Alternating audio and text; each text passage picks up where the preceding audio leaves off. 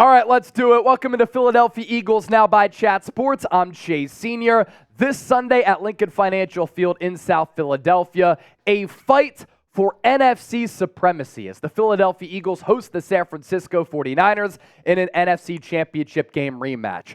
There is no doubt that these two teams don't like each other at all. And what's interesting about this newfound rivalry is that prior to last year's NFC Championship game, there really wasn't a lot of bad blood between these two teams. Opposite coasts, they were good in the respective moments of their own franchise histories at different times. The Niners were winning 5 Super Bowls when the Eagles were bad, and then once Andy Reid came to Philadelphia, the Niners were really bad in the early 2000s, but now this is a really good rivalry in the National Football League and in the NFC between these two powers, and prior to the NFC Championship game last year, these two teams only met one time in the NFL playoffs in a rain-soaked game in 1996 at Candlestick Park in the Bay Area. A.J. Brown, Fred Warner going face-to-face once again, just like they did in the NFC title bout last year. And this is a game that features so many high-level players. If you're a football fan, this is the matchup for you. So you look at the photos like this, and you know that the intensity is going to be brought to a whole nother level. And then you see this quote from Hassan Reddick, who also set the stage this week, saying, "Talk is cheap. The Niners get to come back to the Link. There was a lot of boo-hoos last year after the NFC Championship game, a lot of crying, a lot of what if, a lot of this, a lot of that. They get a chance to come back in here, line that shit up, and prove it again." And what's cool about this rivalry is that both of these teams, I believe, are the top 2 teams in the NFL, not just the NFC. I think that from top to bottom, from the roster to the coaching staff, to the level of overall talent on both sidelines here on Sunday, and the fact that both of these teams are so multiple and versatile. This is almost like a preview of a Super Bowl type of matchup. You have A.J. Brown telling Eagle fans to troll Deebo Samuel, who called James Bradberry trash and then didn't back down from those comments this week in the lead up to this game. And then Deebo coming back saying, A.J. Brown, just leave me alone. So all of that fun antics in the lead up to this game. And let's start to preview it here on Eagles Now. First, make sure you subscribe to the channel. We will be live on Sunday. As of right now, I'm thinking about a 90-minute to 2-hour pregame show. We're going to do a simulcast. Eagles Now, 49ers Report. We're going to see which stream can get the most likes, which stream can get the most views, who can pick up the most subscribers, which channel brings in the most super chats. And just like it's going to be a great matchup on the field at the Link, it's going to be a great matchup inside the walls here at Chat Sports, and I'm going to be in the middle of it all. How many subscribers can we pick up this week on Eagles Now? I got the 49ers Report past 100,000 subscribers. YouTube is sending me a silver plaque. Pretty awesome moment for me, and I'm bringing Eagles Now to 100,000 subscribers next. Let's take a look at the NFC playoff picture to really set the foundation, because there are so many implications in this football game. And this could be a battle for which team has home field advantage in the NFC playoffs to try to get to the Super Bowl this year. Super Bowl being held in Las Vegas. Philadelphia sitting pretty right now. They started off this 5-game gauntlet with the win on the road against the Kansas City Chiefs, and then they won again against the Buffalo Bills. And just dramatic fashion on Sunday. The watch party here was insane, and because of that, Eagles still have the best record in the NFL at 10-1. On Thanksgiving, though, the San Francisco 49ers able to take down the Seattle Seahawks on the road. The Detroit Lions upset by the Green Bay Packers, so those two teams flip-flopped. So just like the NFC title game last year, this is a game between the 2 top seeds in the NFC. Lions, Falcons, Cowboys, Seahawks, and Vikings rounding out the NFC playoff picture, with the other teams in the hunt being the Green Bay Packers, Los Angeles Rams, and New Orleans Saints at 5-6, and then just slightly on that bubble, the Tampa Bay Buccaneers at 4-7. This game, of course, important for Philadelphia in the NFC playoff picture, but also in the NFC East. They want to continue to distance themselves from the Dallas Cowboys. Right now, a 2-game lead, with the Cowboys looming on the schedule very soon. Eagles 10-1, Cowboys 8-3, Giants and Commanders, you can count them out of it. And then in the NFC West, kind of a similar storyline with San Francisco and Seattle. 49ers clearly the better team, 2-game lead on the Seahawks, just like the Eagles have a 2-game lead on the Dallas Cowboys. The Rams are in the mix technically and mathematically at 5-6, and then the Cardinals at 2-10. One of the reasons I'm so excited about this football game too, by the way, it kind of works off of what we were talking about last year going into the NFC title bout. I thought that at that time, we had an opportunity as football purists to see one of the best NFC championship games in the history of the NFL. Unfortunately, we were robbed of a good football game because Philadelphia dominated after the Brock Purdy injury and because Purdy went out. But on both sidelines, greatness will be taking the field and on center stage on Fox on Sunday. Number one broadcast crew calling this game, but I hope that you spend your game day with us here on Eagles Now. Just look at all of the great players we're going to be able to see in action. Trent Williams, future Hall of Famer, best left tackle in the game. Fred Warner, best off-ball linebacker in the game. Christian McCaffrey on his way to leading the NFL in rushing yards, really special player who's so dynamic. Nick Bosa, reigning Defensive Player of the Year, who Lane Johnson shut down last year, giving up no sacks, but he's spectacular. He's been coming on of late and the highest paid non-quarterback in the history of football. George Kittle, all-world tight end. You have Deebo Samuel and Brandon Ayuk, a very good 1-2 punch at that wide receiver spot. Dre Greenlaw, one of the better off-ball linebackers right now. Brock Purdy's been slinging it. The numbers back that up. And then special teams do matter. We know that with Jake Elliott. Mitch Wishnowsky leads the NFL in coffin corner punts inside the 20. He's been able to have an impact. That's San Francisco's roster and just some of the players. We're keeping players off this list, like a Chase Young, like a Jordan Mailata. That's how stacked this game is. Jason Kelce, one of the best centers of all time and the best center of this generation. Lane Johnson, he's been the best right tackle in football for a long time. Jalen Hurts, in my estimation, is the MVP. A.J. Brown, top 2 wide receiver. DeMonte Smith would be a number 1 on several other teams across the NFL. Hassan Reddick getting Defensive Player of the Year buzz. Fletcher Cox, all-time Eagle. Darius Slay, still one of the best corners in football and a former All-Pro. Jake Elliott, best kicker in football. And don't sleep on Kevin Byard. Last 2 games, he's been great, going up against some really good tight ends, and Dalton Kincaid last week, Travis Kelce 2 weeks ago, and he has 2 All-Pros to his name. And then you shift gears to the coaching matchup. 2 coaches who are different personalities and different football coaches, but are both excellent football minds. Kyle Shanahan, 60-49 in his career, had to rebuild the 49ers, 3 NFC championship games and a Super Bowl appearance over the last 4 years, 6-3 in the playoffs. And Nick Sirianni is off to one of the best starts in 3 seasons for any coach in the history of this beautiful game. A win-loss record of 33-12. Nick Sirianni 2-2 in the NFL playoffs. For Kyle Shanahan, he's the classic coach's son of Mike Shanahan, won those Super Bowls with the Denver Broncos and John Elway in the late 1990s. He's more reserved. He can get a little bit snippy and short with the media, and he is deemed an offensive guru, an offensive genius. While Nick Sirianni has an offensive background, he's not looked at as one of those creative offensive minds. Sirianni, on the other hand, has a personality. He likes to show it. I think that he's very authentic, and I appreciate him for it. He has instilled this special winning culture where swagger has now rubbed its way all across the entire organization, and he is just a great all-around football coach without really specializing in one side of the ball like Kyle Shanahan. And for how elite he is and how elite he's been, I don't think that Nick Sirianni gets enough credit nationally. A lot of people look at him talking shit with Chiefs fans on the field, by the way, and in the tunnel, and they're like, he's classless. There's no room for this in the NFL. You can't be pumped up after a huge win. I love how authentic Nick Sirianni is, and the dude just wins football games, develops talent, and in his 3rd year, he's already developing quite the coaching tree. So with that, we ask you this question. Let's hear from you down in the comment section here.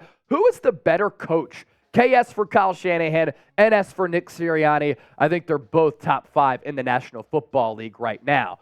We are only getting started on our Eagles-Niners preview. This will be the best preview that you'll find on YouTube. I guarantee you with it. So many numbers and statistics, analytics, and trends, key matchups to get to. But first, we want to welcome on Factor as a brand new sponsor here on Eagles Now. Because this channel has been so successful, we're able to land some really great sponsors like this, and we get to offer you some great deals like this one. 50% off using the code EaglesChat50.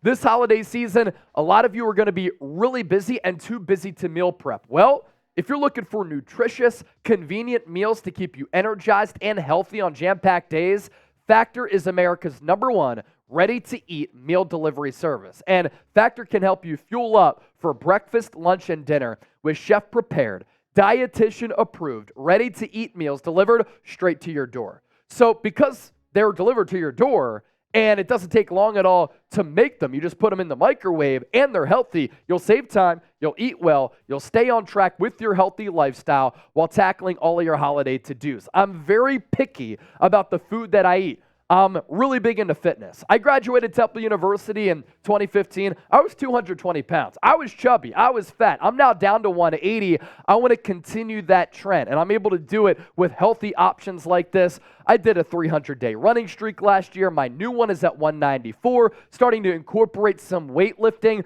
and I want to be able to fuel my body with the food that my body needs to keep moving. And, of course, to keep it moving here on Eagles Now. 50% off, factormeals.com/EaglesChat50. Get started today.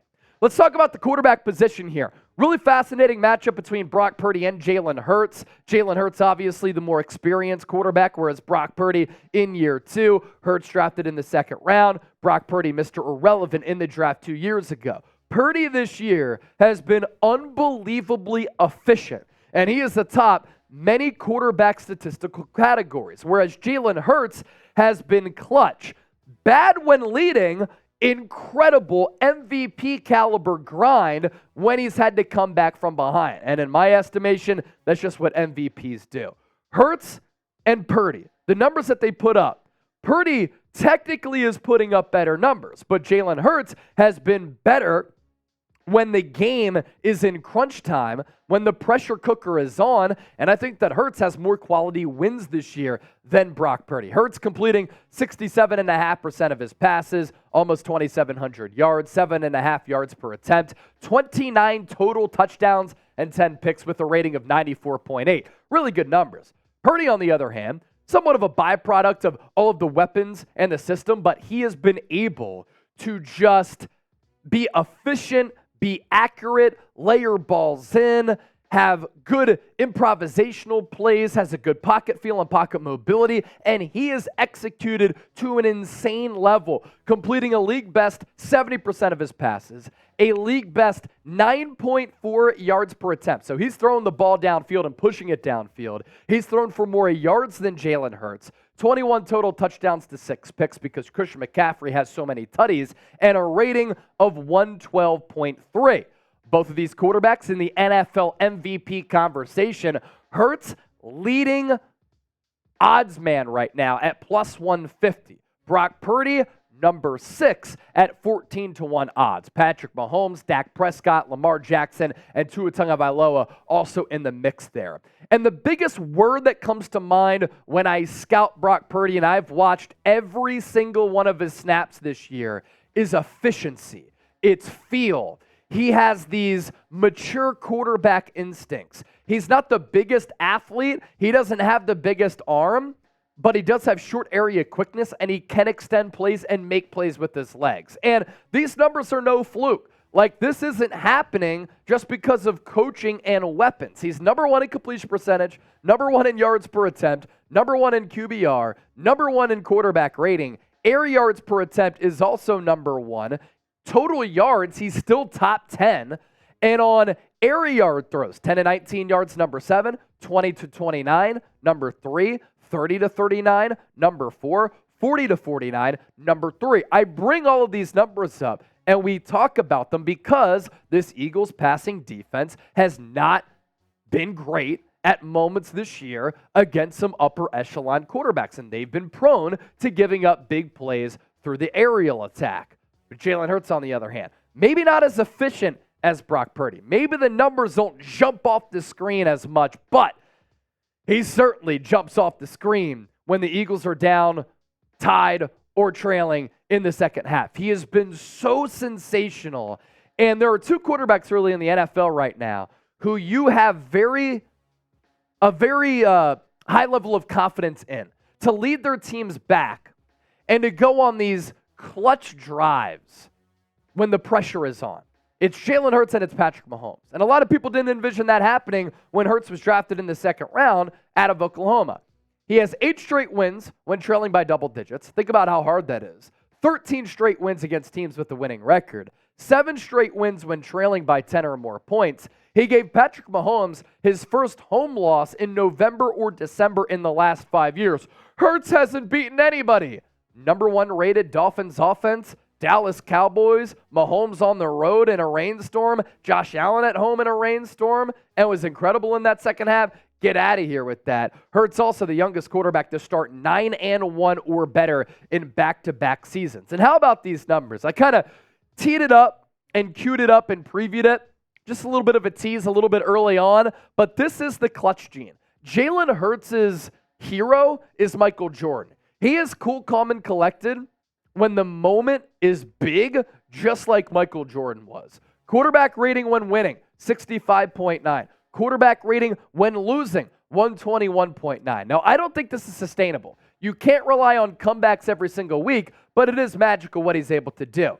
More numbers when Hurts is down. 10 total touchdowns this year, 0 interceptions, a passer rating of 118.2, and he's been able to lead the Eagles on 4 game-winning drives, including the theatrics that came with the rain coming down, rocking the Kelly Greens at a rain-soaked Lincoln Financial Field on Sunday against Buffalo. I also want to get to this here on our preview, and this goes back to Brock Purdy. San Francisco loves to target the middle area of the field. A lot of that offense is based upon picking up yards after the catch, and this is really the Niners' strength against what has been one of the Eagles' biggest weaknesses. For the second straight year, Purdy is leading the NFL in efficiency on intermediate passes. That's 10 to 19 yards beyond the line of scrimmage. He's averaging 13 yards per attempt. The Eagles' biggest defensive struggles have come on some of these passes between the hashes and in the intermediate area of the field, where they have allowed a QBR of 95.6. A lot of this, and a big reason for it, the Eagles have not really had a lot of continuity or consistency at that linebacking position. A lot of injuries there. They haven't had the same secondary combination in back-to-back games often this year. That's why they're looking at linebacker right now with a player like Shaquille Leonard. What's also very of note and interesting in this ball game, an NFL Week 13, kickoff set, by the way, for 4:25 p.m. Eastern, 1:25 for those Eagles fans on the West Coast at the link, is that the San Francisco 49ers are 3-point favorites as of this recording right now.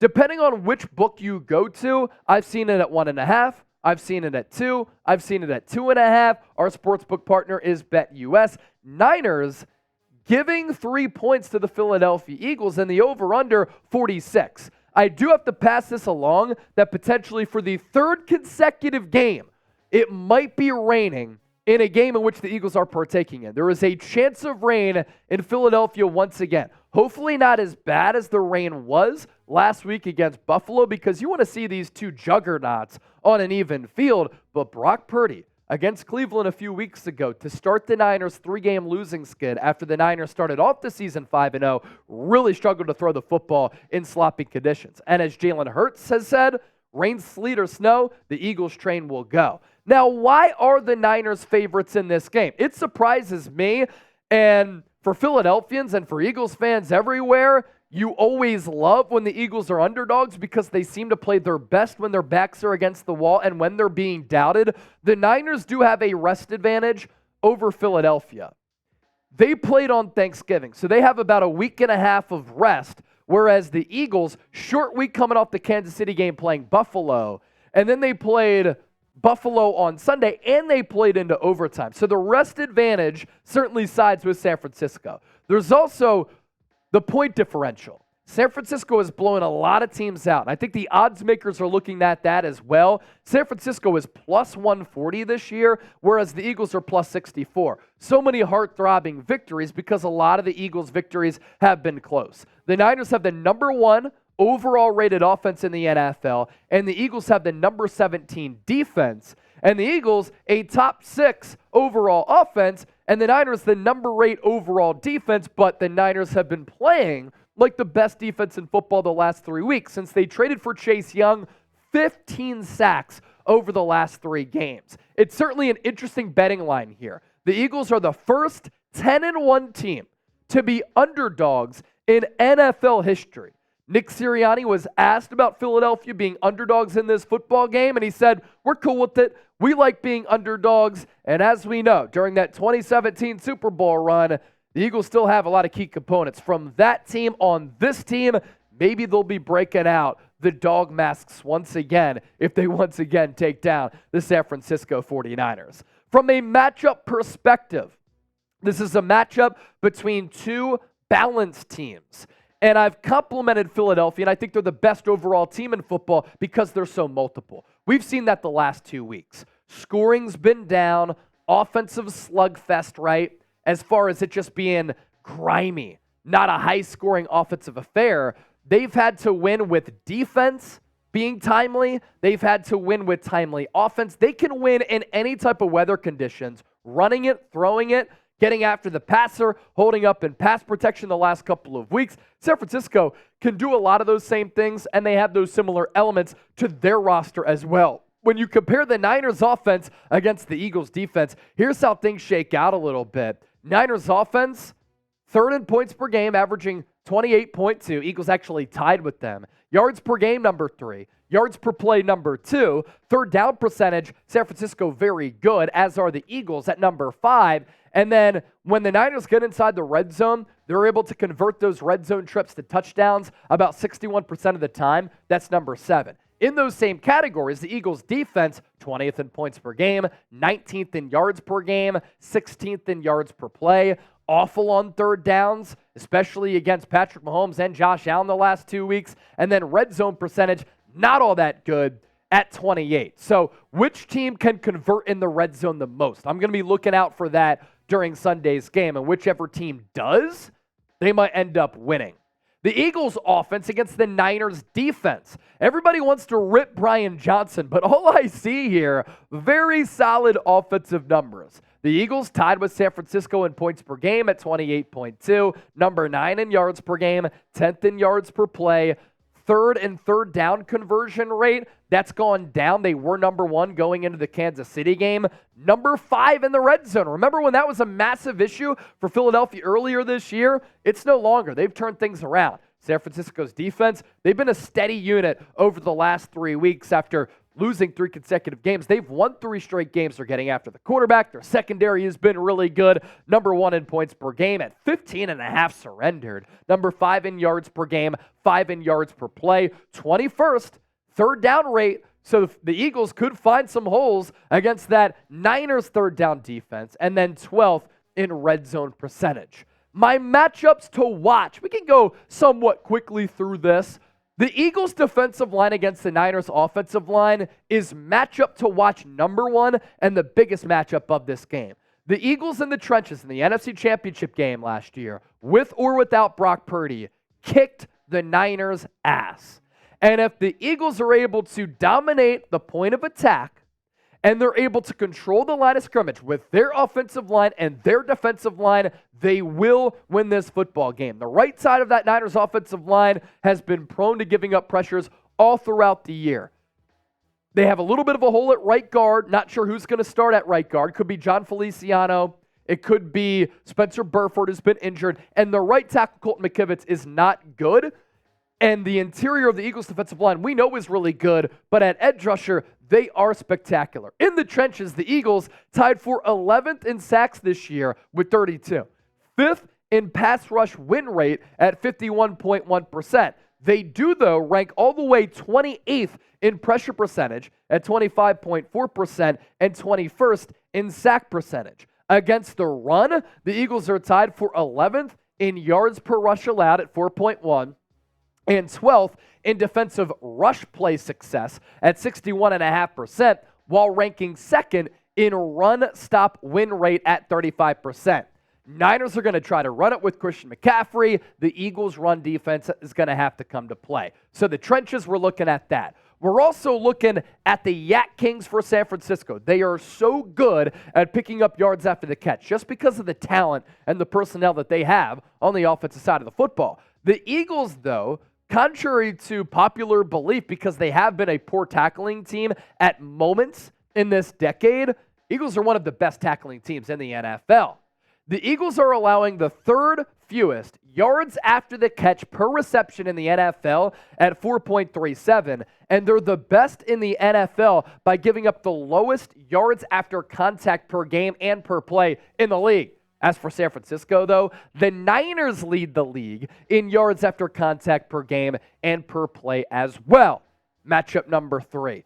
It's the wide receivers on both sides against the cornerbacks for both sides. A.J. Brown and Devontae Smith going up against Charvarius Ward and Ambry Thomas, and then Deebo Samuel and Brandon Ayuk going up against Darius Slay and James Bradbury. Last year in the NFC Championship game, the Niners secondary did fare well against A.J. Brown and Devontae Smith, but as we know, that game was dictated a lot by the Eagles finding success in running the football as Miles Sanders went crazy. Eagles through the air this year. They might be with Dallas Goedert, might try to give it a go this week. If not, could suit up against the Dallas Cowboys. He's had 38 catches, 410 yards, and 2 touchdowns this year. A.J. Brown has been outright sensational. 73 catches, more than 1,000 yards, and 7 touchdowns. And then Devontae Smith, he's really come on over the last 3 to 5 weeks. 55 grabs, 738 yards, and 5 touchdowns. The Niners,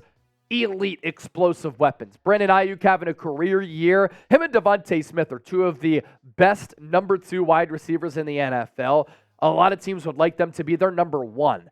Ayuk, 45 grabs for 881 yards and 5 touchdowns. George Kittle, who we're about to talk about, 46 catches for 667 and 5 touchdowns. And Deebo Samuel, they like to use him as a Swiss Army knife, running back in the slot, out wide. He is so good at picking up yards after the catch. Has missed some time this year, so the number's a little bit down. 34 grabs for 474 yards. Speaking of George Kittle, he is still playing at an all-pro caliber level. And he's going to be going up against some Eagles linebackers who have been prone to giving up a high passer rating. Nicholas Morrow has struggled as an off-ball coverage linebacker. We're not sure if Zach Cunningham is going to play. The Eagles might be giving snaps to Christian Ellis and Ben Van Sumeren, both of which are UDFAs. So George Kittle could feast over the middle of the field, which we talked about earlier, in between the hashes, down the numbers, against these Eagles linebackers. That's why this Eagles pass rush is going to be so critical in this game. And then I'm also looking at this. Kyle Shanahan looking to scheme up the passing game. He's a very creative offensive mind who does a good job of opening up wide receivers to give throwing lanes to Brock Purdy. The Eagles also have struggled against some of these creative offenses. The Eagles allowing a 75.3 QBR in man, which is 29th in the NFL, and a 50.8 QBR in zone, which is 17th in the NFL. Brock Purdy, 85 QBR. That's 3rd in the NFL, and he's thrown 16 touchdowns, which is tied for 1st, and he's completed 66% of his passes against man coverage this year. So what will Sean Desai do? Will he mix up coverages from man to zone? We'll keep an eye on that as well. Look, to round things out here for what has been a long preview and hopefully an informative one, if you are a true football fan and you are not a casual, this football game features absolutely everything that you want. Hostile rivalry to fan bases and teams that do not like one another. And then from a football standpoint, really good coaching staffs, excellent rosters, and 2 of the best teams in the National Football League. We're going to continue to preview this game all throughout this week, but I do want to ask you who you got down in the comment section. Give me an SF for the Niners, PHI for the Philadelphia Eagles. I am siding with the Eagles slightly here, especially if rain is in the forecast. They're playing at home. They are underdogs, and I believe that they are slightly the better team in this football game.